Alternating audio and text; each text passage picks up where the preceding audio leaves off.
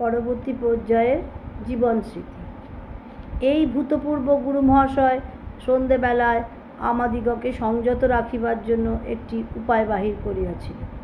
সন্ধ্যাবেলায় রেড়ির তেলের ভাঙা সেজের চারদিকে আমাদের বসাইয়া সে রামায়ণ মহাভারত শোনাইত।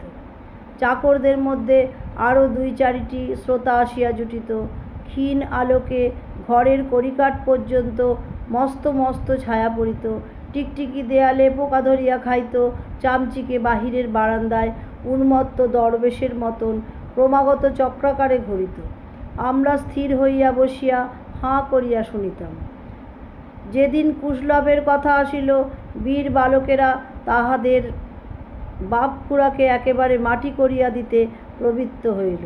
সেদিনকার সন্ধ্যাবেলাকার সেই অস্পষ্ট আলোকের সভা নিস্তব্ধ উৎসুকের নিবিড়তায় যে কিরূপ পূর্ণ হইয়া উঠিয়াছিল তাহা এখনো মনে পড়ে।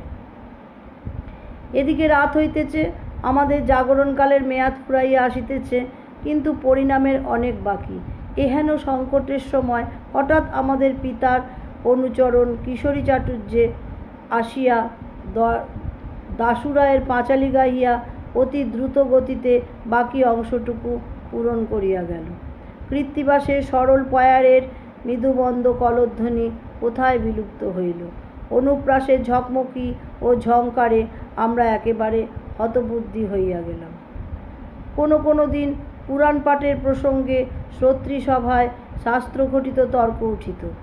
ঈশ্বর সুগভীর বিজ্ঞতার সহিত তাহার মীমাংসা করিয়া দিত। যদিও ছোট ছেলেদের চাকর বলিয়া ভৃত্য সমাজে পদমর্যাদায় সে অনেকের চেয়ে হীন ছিল, তবু কুরুসভায় ভীষ্ম পিতামহের মতো সে আপনার কনিষ্ঠদের চেয়ে নিম্ন আসনে বসিয়াও আপন গুরু গৌরব অবিচলিত রাখিয়াছিল। আজ এই পর্যন্ত। পরবর্তী পর্যায়ে আবার পরের দিন। নমস্কার।